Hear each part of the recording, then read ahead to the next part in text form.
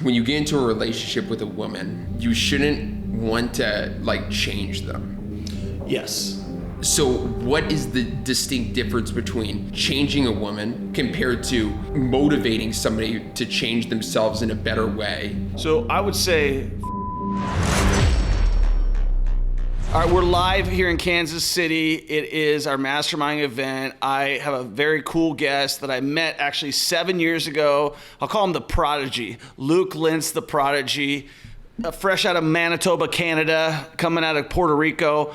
Got the social media game down to the science, dropped mad game yesterday, little crowd shaming in there, but that was all good. Like you were like great. Like your command of the audience and your ability to like get vulnerable, talk about some of the things that you've been through, your struggles. And we did a podcast, but it's so much better doing them live. Welcome, dude. Thank you for having me here, man. Looking forward to continuing the value from yesterday. And yeah, dude, I was definitely a bit blunt. Yeah, it's all good. It's all good. Look, I was like, oh, crowd shaming. That's good. I like that. It's all good. You know, I understand what you're saying, though. Like, sometimes you're like, dude, I'm giving you value. Are you guys not? Some people just don't give you the respect sometimes. And that's one of those things. It's like, you have to take control of the audience. Yeah, it's more so like I want people to respect themselves. You know, they're taking the time to be here. Sure, I'm taking the time, but all of them are taking the time to be here. I agree with you. The reason they're here, the only reason is because they want to better their lives in some way. 100%. And so if they're not taking the actions to better their lives in a particular way, then they're doing themselves a disservice, and then they're doing me a disservice. They're just doing everybody a disservice. I agree with you 100%. I liked it. That's what I was saying. Like, you know what I mean? Because, you know, sometimes you have to, a leader is going to take a certain, like, even if it goes wrong, bad, indifferent, whatever. You talked about some of the things that you went through, like from going to making all this money, some struggles that you've been on. You're a young guy. You're only 24 years old, right? Yep. But for what you've lived at 24, it's completely different than anything anybody else has lived. You've already had a business that you scaled to $1 million. Then you took that $1 million business down to $300,000. And then you moved to Puerto Rico. You guys tried other businesses, a backpack, which you spent your heart and soul on. So you've realized that, from what I'm gathering, from what I've heard from you, is you're realizing that your best game is social media, PR, all of that type of thing. For sure. Growing a digital brand presence is the game. Yeah. It's because it plays into every single facet of your business, where every single facet of your personal life too. Like, my older brother met his long-term girlfriend on Instagram. I met some of my closest friends off of Instagram. We've kept a relationship off of Instagram. And that's all things that are completely supplementary and bonus to all the things that helps with growing a business and expanding your business.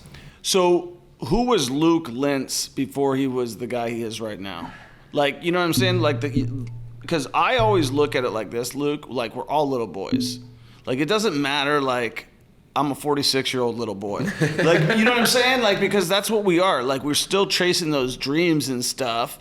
So what were your dreams as a young kid growing up? I know you have an amazing relationship with your brothers. Yeah, I have an amazing relationship with my brothers because we went through definitely a stressful environment as kids. We can get into that potentially later on in this podcast. But I think when you go through like hardship at a young age, the people who are around you, it's much easier to stay close with them because you have the trust that they will have your back through thick and thin. And that's why it was very easy to get into business with my brothers, because they have the number one quality that you can't buy in the marketplace, which is trust with another person. 1,000%. That gave me goosebumps. Yeah, which is a beautiful thing. Sometimes you don't even have that with your family. Most of the time. I've noticed most of the time with growing up, I would meet people that have siblings and they're not even close with their siblings, and I'd be baffled. I'd be like, oh my God, my brothers are somebody who I probably one of the only people in this world that I unconditionally love. Like, they could fuck up, they could just like, you know, stop working, and I would still like want them to be a part of the business. I'd still want them to succeed. And yeah, that's a beautiful thing. That's awesome, man. So when you mentioned before that you kind of went through some hardships, what were they? I got out of a long-term relationship with a girl about 7 months ago now. Okay. And from that, I went deep into therapy, where I've been seeing a therapist weekly, sometimes multiple times per week. And it was interesting going into these therapy sessions where I saw a therapist when I was younger, but I didn't have life experience at the time. I didn't even know like the types of things that we're talking about. I didn't know how to talk about my emotions and express my emotions. And it's interesting that throughout these therapy sessions, we didn't talk once about my relationship that I had, the long-term relationship. Everything that we spoke about was my past. And like my past childhood, and basically how childhood trauma goes into your later adulthood and your later relationships, and even like different aspects of business and tendencies that you have. And it was unbelievable to see. But basically what happened was when I was younger, my parents went through a divorce. My mom was very unhealthy in a lot of different ways, and she took basically custody of myself and my brothers and parental alienated us from our dad. Basically told us like fake things about our dad, and like made us tell fake stories about our dad, like crazy stuff, the worst type of stuff you could think of, like sexual assault, like like child molestation, like crazy stuff where like you're not supposed to experience that as a kid. And and so we ended up like not wanting to be with our dad, being scared of our dad, even though our dad was a very good father. And then my dad finally got custody of us, completely like brought us back into like good human beings. Wow. So he fought for you guys very hard, like let go of the majority of his adult years as a father for us. He fought for all the way up until we were 18 years old to make sure that he got custody and then stayed with full custody. So it was a messy divorce is what I'm getting at. It was one of the messiest divorces in Canadian history. It went to the Supreme Court multiple times when divorce cases do not go to the Supreme Court. Yeah, I've never heard of a divorce case going to the Supreme Court. Exactly. Yeah. It was ridiculous. You know, it's interesting. So my parents got divorced. And this is the craziest shit about childhood. Like, my parents got divorced. I don't even know what age I was. It was somewhere between the age of 4 to 5, 6 years old, somewhere around there. Mine was 4. Yeah, I think I was around 4 or 5. I don't really remember. We've never really talked about it. I'm 46 now. It's just crazy. Like, they've never really, they never told me why they got divorced. I've never asked why. Because if they want to tell me, they can tell me. But I remember hearing fighting. Like as a kid, I remember hearing fighting as a kid. And then what I remembered is losing all my friends. Like then I'm living with my mom. And then there was none of that stuff that you experience, but it's still like, it leaves a mark, right? Like that situation. So do you forget things from your past, like because of trauma? Like, do you put black walls up? I have no idea. Like, I have no idea. Like, because I've gone to therapy. I believe in that stuff, because you can have friends that you can talk to about things, but they're gonna judge you. They're gonna not even intentionally a lot of times. They're just gonna judge you. Like when you get vulnerable with people. So if you go to a therapist because you got something on your mind, it's usually because you're trying to work out whatever's in here and figure out like, how do I get better, right? It's like a form of self-improvement, right? For sure, 1000%. Yeah, so, they've never, but it was recent to me. My therapist made a thing. She goes, "You are obsessive compulsive." And it had never even I've never even said it. I have no problem saying it online, but it just was brought up to me. She goes, "Yeah, you," and I was like, okay, that explains a lot because I'm totally all in on everything. You know what I mean? I can't shut it down. But I've seen this therapist for probably like 6 years. She's in Vegas. I still talk to her on the phone probably once a month. And and she just brought that up recently. Just because she's been working with me, and I think she thought like at first because I was just like telling her, because I can handle high stress situations, but then like little things like heights and shit set me off. So the weirdest thing, you're just trying to figure yourself out, right? Yeah. But I do believe, I don't know if you remember like Dr. Drew and Adam Carolla. They had a show called The Love Show or The Date Show or something like that. Yeah. And it was on MTV, way before your time. But they said that every single thing from your the way you handle your sexual relationships, the way you handle your personal relationships, anything, all traces back to your childhood. All traces back to how you were raised. 100%. 100%. What is that? When you get hurt by a girl, we talked about this a little bit yesterday. I kind of gave you a little bit of insight. I won't talk about that online here. But, when you put your trust into someone and you really trust that person and that trust is betrayed, it's really, really tough to recover from shit like that, dude. Or if somebody's got, they always say I don't know, I know you're a big reader, but do you ever read like any of the Robert Greene books, 48 Laws of Power? 1000%. Yeah. Right. 48 Laws of Power is amazing. Yeah. So he's got another one called Laws of Human Nature, which is broken down very much more simplistically. And he'll tell you that even the people around you put on those fake faces. Even even maybe your spouse. Yeah. Right. And so you just got to know, like, who do I trust? And it's just actions speak louder than words, right? So where are you at now with things, man? Like as you've come through that 7 months and realize it, like, where's your relationship with your dad? Where's your relationship with your mom? Have you forgiven her? Wow, this is getting into some I've never talked about this online, but I'm down for it. Let's do it, bro. The main thing that I'm just to let you know, I never talked about that online. No. Never. Okay, it's awesome. Safe place. We're in the same boat, right? Safe same place. I'm at a place right now where I want to get to consciousness in every single part of my life, where that's what I'm striving for, is that I want to be conscious of a lot of things in my life, because I went through the past 8 years being extremely conscious of my tendencies in business and being able to be hyper fixated and being able to grow the business to an extreme level and know how I work best, know what my skill sets are. So in business, it was good. But in every other part of my life, I was completely unconscious, where on my emotional side of things, in relationships, I wasn't discerning. And there were so many things that was unconscious, like we talked about how your past traumas lead into, or like just how you were raised in general as a child brings you into the type of person you are today, and correlating that with one another. Where I'm at in terms of my relationship, my brothers, I actually became very distant with them, unfortunately, with my past relationship, because there was so much of an emotional commitment and energy. Plus, it just wasn't an environment for us all to be hanging out together. So like I actually grew very distant from them, which was the saddest thing ever. But over the past 7 months, we've rekindled our relationship. So from that relationship, and that's the thing, because you started it saying like your brothers are the people that you trust more than anything. So this relationship almost pushed you away from the people that you trust the most. Which is crazy. And I'm just like so grateful that they have that unconditional love, where I completely distanced myself from them. They could have hated me for the rest of my life. They could have held a grudge if they wanted to, but they didn't. They accepted me back, and we have a great relationship right now. We talk every single day. I was just getting off a FaceTime call with my older brother, just shooting the shit.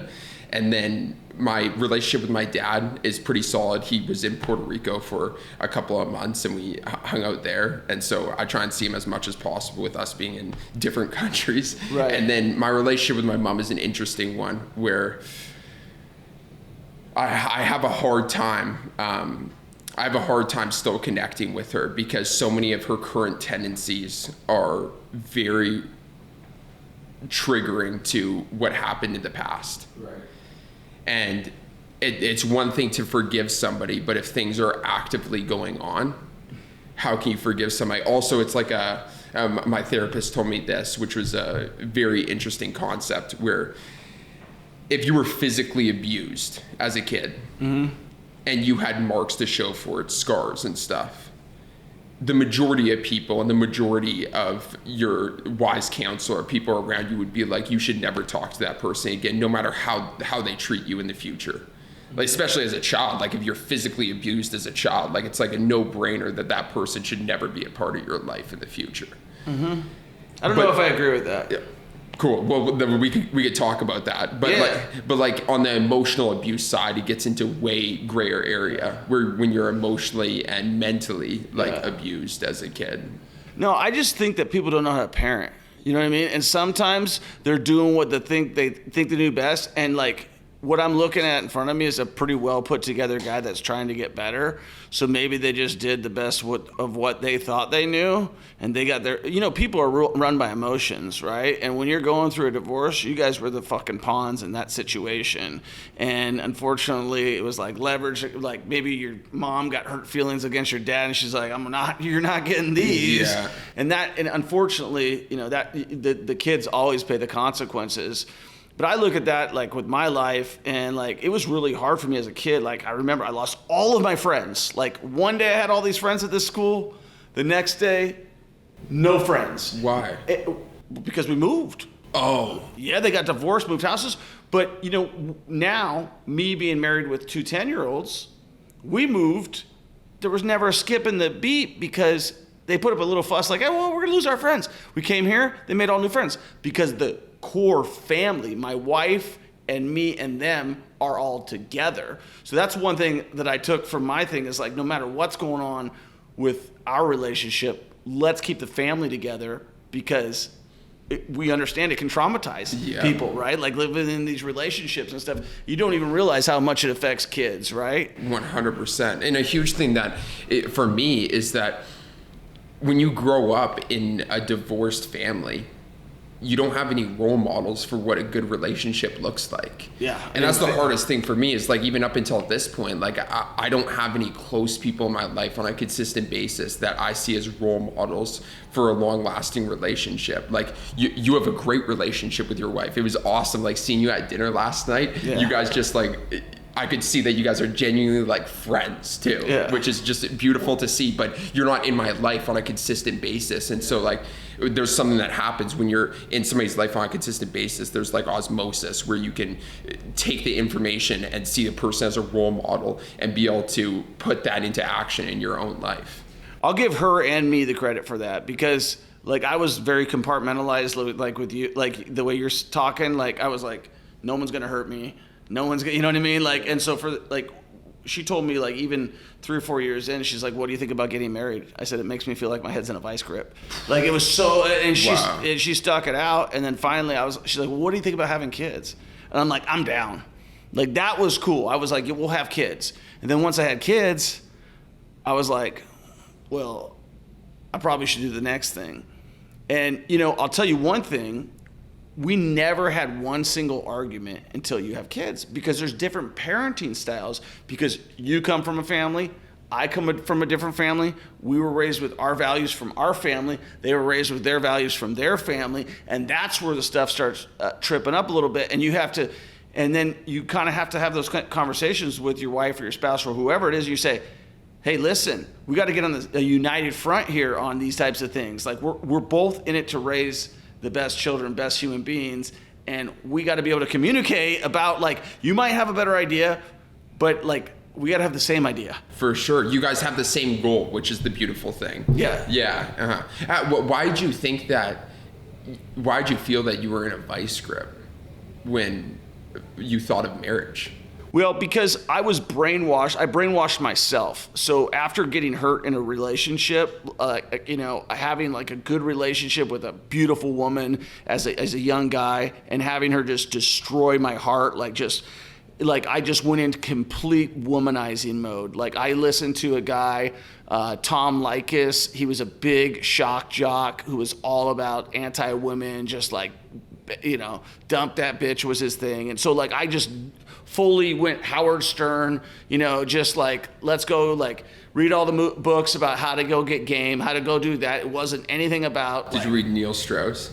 I know who he is, but no, I didn't read his book. Like I was pretty good. Like, you know what I mean? I'm a sales guy, I got it down pretty quick. And so then I associated my ego with how many women that I would meet and, be able to. So my ego was derived from that versus and then I got, like I told you, I went to that Tony Robbins event and I realized I'm 20 freaking whatever years old. I don't have a meaningful relationship. I don't have a family. And so we had to write down our biggest fears. Like in one of these vulnerability exercises, I was like, well, my biggest fear is that I will never be in a committed relationship. And then my partner, who was there with me, he said his biggest fear was that his wife was going to leave him sometime, ever. We just talked about that. That was 17 years ago. he's still married, happily married, and I've got kids that are 10 years old. So I think that the biggest thing is that you have to look and say, like, what do I want? And is the person next to me there for me? Like because when I started with my wife, we're taking dog shit out of properties, and she was willing to do it. And if they're not willing, and I can tell you this, like a big thing I look for in a woman, like one of the girls I took out in relationships and stuff, she would like not wear sneakers to a football game. You know what I mean? And we're waiting for her in this whole situation. I want a girl who's rolling with me. Like, I'm willing to do that. I'm willing to do that. At least. So what, she wore heels to the football game? Or like. No, some girl I did it before. You know? I was like, so you're walking super slow to get to the game because the girl's got heels on. It's like, we're going to a football game. Why are you dressed like you're going to the club? You know, so I think that, like, for me, you know, to be someone's best friend, you also got to put the work in. And sometimes my wife told me this a long time ago. I married her when she was older, you know, than a younger girl. And she says, as long as I come second to money, I'm okay. She understood me. You know what I'm saying? Wow. Yeah. And then she slowly trained me to come home.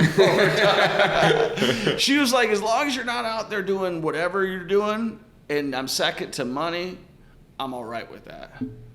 And then she slowly has jockeyed her way to get me to come home earlier and to put more time in here and kind of trained me, I guess, to be a good father, you know. And that's something that you realize as you get older. Like my kids the other day, it's probably like 6 months ago, they get petrified when I raise my voice and yell. And so I'm like, well, you know why I yell, right? And they're like, yeah, well, no, why? I'm like, because you don't listen. I'm yelling about the same thing I told you over and over again. But they get frightened, and then you read these books, and they're like it's like a Wolverine yelling at it. You know what I mean? And so I'm like, okay, guys, valid point. I'm not going to yell. I won't even raise my voice anymore.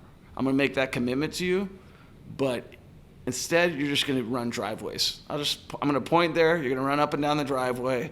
And my driveway's 300 feet long, so I'm like, you're going to run it as many times as I say, which I was already doing before with yelling. So I'm like, we'll just give you more driveways. It's all good. I'll get the same thing accomplished. I don't need to. If that's messing you up, you know what I mean? I get it, you know? I want to touch on the point that you said about your wife training you in a way throughout the relationship. This is an interesting topic that I'm trying to grasp, where I feel like there's a balance, because when you get into a relationship with a woman, at least I've noticed that you shouldn't want to like change them. Yes. So what is the distinct difference between changing a woman compared to motivating somebody to change themselves in a better way compared to, you know, like training somebody to be like better? So I would say, first and foremost, for me, I didn't train her. I led from the front. She saw me on investing in real estate, and she wanted to be a part of that. So I led that way. Led by example. Right. With me, the way she trained me, she was always, I was attracted to her because she was a super athletic go-getter. I knew that I wanted to be around somebody that I had to keep up with. Not that somebody who had to keep up with me. You know what I mean? I knew that I needed that. And so what happened with that is she would, when I say train me, she would gently remind me, like, why are you working till 6:30? Like, you're not that guy anymore. You don't need to work till 6:30. Could I count on you to come home and spend, you know, be with the family? Go and they're only young once, Troy. Go and tuck them in. You know what I mean? Like, go and do that stuff as a dad, because they're only going to be this age one time, and you don't want to be just that militant father who's, you know what I mean? So when I say training, and like with the clothes and stuff like that, like I just rely on her for a lot of things that, like, reminders. Yeah, just like, who's going to be looking out after me? Her. Yeah. You know what I mean? And like, there's certain things that we're always not going to agree on. Like, she's freaking petrified of like the silliest things, like a bee. And I'm just like, you just need to go hang out inside and let me hang out with the kids right now, because we're going to give them complexes that way. You know what I mean? Yeah. So there's just a balancing act. And I think that the more that you can communicate with your wife, even like I listen to this podcast I really like. It's called Sex with Emily. It's a great podcast, especially if you got a relationship to anything. Sex with Emily. Do you listen to it with your wife? No, that's the next step. That's the next step, dude. Yeah, no. And because the reason is, and I've always told like everybody's like, if you do not want to have sex with your wife or whoever, your relationship is not going to last.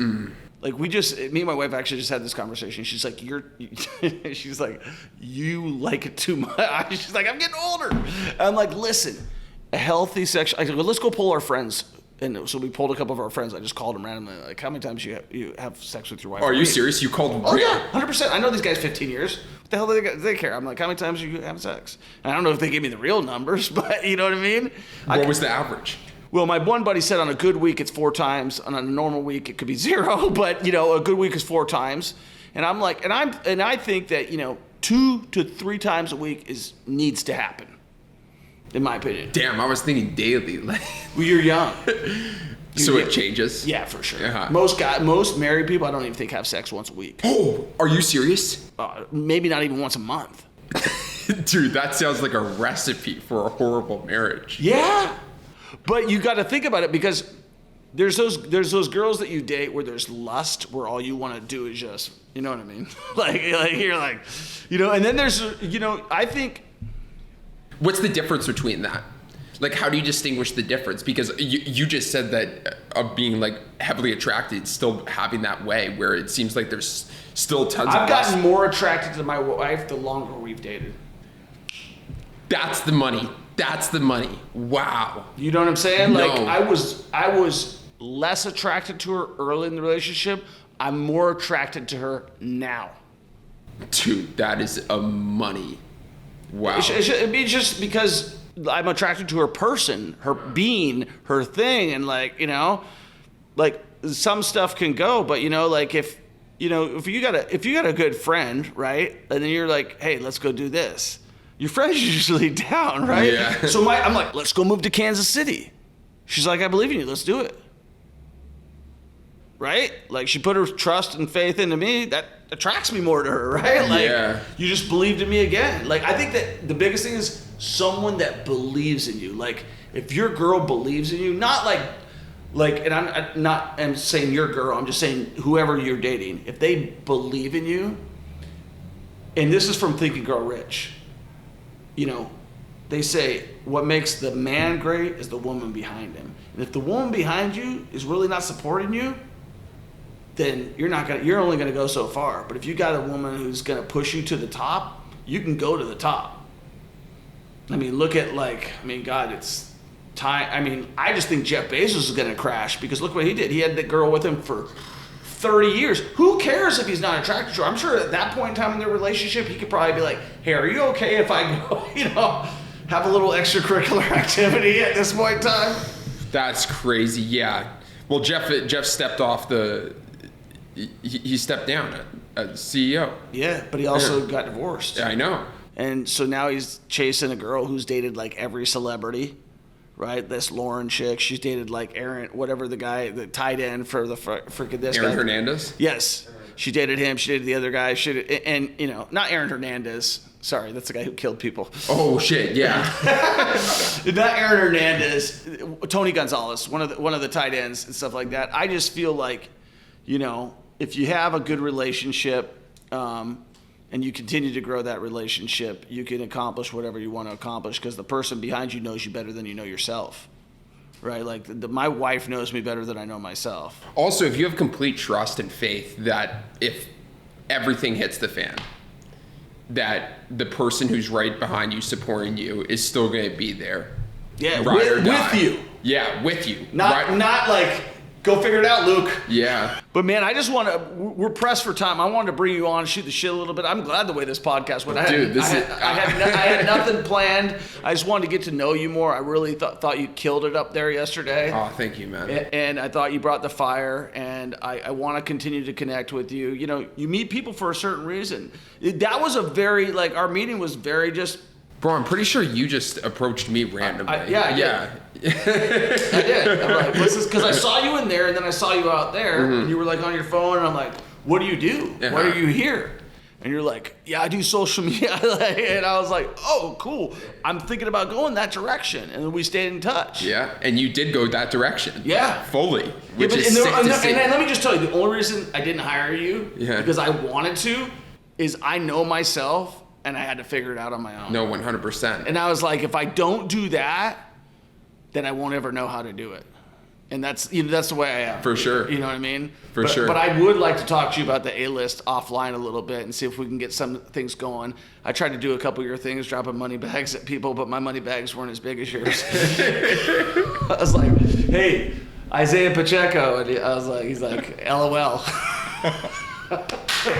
So, man, thanks for coming to the mastermind. Thanks for being so authentic. Thanks for getting vulnerable with us. Thanks for continuing to be in connection with me. And if there's anything that you ever need from me, you got my phone number, man. Just reach out. I appreciate it, bro. Yeah. I'm your guy, man. Dude, this is a great conversation. Yeah. I'm glad we had it. Uh-huh. Yeah, like you got a lot out of me that I wasn't even intended to come out. And it's always good, like when you can get stuff off your chest and it's out there for everybody to hear. It's no longer like on your chest. Dude, I feel good right now. Good. Yeah. Good, I feel man. authentic. Awesome, bro, man. Well, I appreciate you coming in.